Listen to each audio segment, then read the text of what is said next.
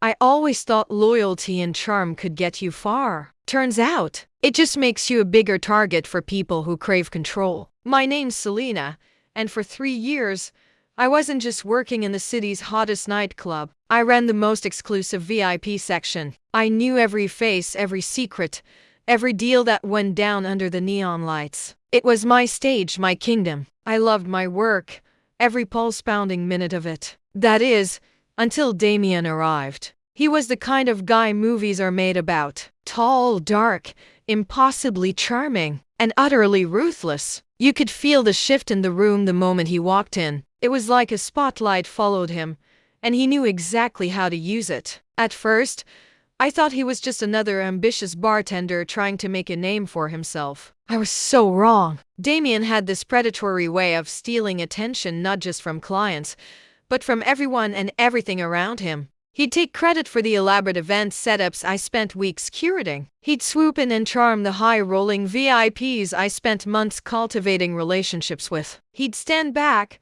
watch me do all the hard work, and then step into the limelight to collect the applause, making it all seem so effortless. It was a classic nightclub predator move, right? Just wait. It gets so much better. His ambition quickly turned into sabotage. He started by subtly cutting my tips, convincing the busboys to redirect a portion of my earnings his way. Then, he moved on to my promotions. The big New Year's Eve bash I had planned. Suddenly, the DJ canceled at the last minute, and Damien was right there with a replacement he just happened to know, taking all the credit for saving the night. He even started spreading these quiet, poisonous rumors about me to management that I was unreliable, that I was drinking on the job. All of this, while wearing that perfect, dangerous smile that made the owners think he could do no wrong. For weeks I played along. I smiled back at him across the crowded bar. I nodded when he took credit for my ideas in staff meetings. I let it all slide. But with every fake smile,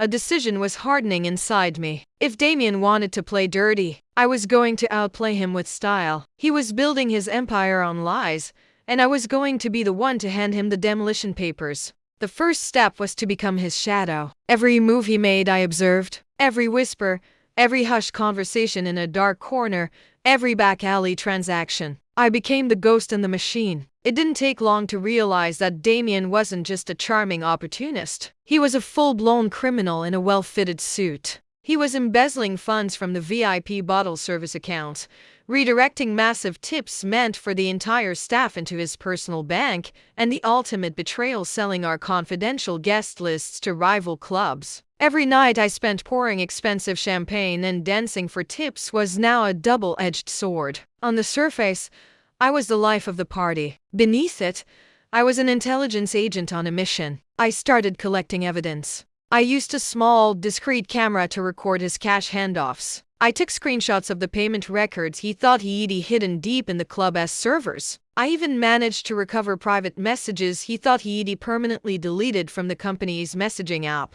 All of it was compiled neatly, cross-referenced, and backed up on my phone and a secure cloud drive. A digital time bomb. And then, the hardest part began. I waited. I watched him preen and posture, his ego growing bigger with every stolen dollar. I watched management praise him, blind to the viper they were nurturing. I had the power to destroy him in an instant, but a clumsy explosion would cause too much collateral damage. I needed surgical precision. Going to management was a non-starter. The club loved Damien. He was making them money, or so they thought, and his charm was an intoxicating drug they were hooked on. They'd never believe me over their golden boy. But what if the people he was really stealing from were the truth? The VIPs, the corporate sponsors, the high rollers who trusted the club with their money and their privacy. So one quiet Tuesday night, after my shift, I drafted a simple, anonymous message. It was sent from a secure, untraceable email address to a curated list of the club's top 10 clients and event sponsors. There was no long explanation,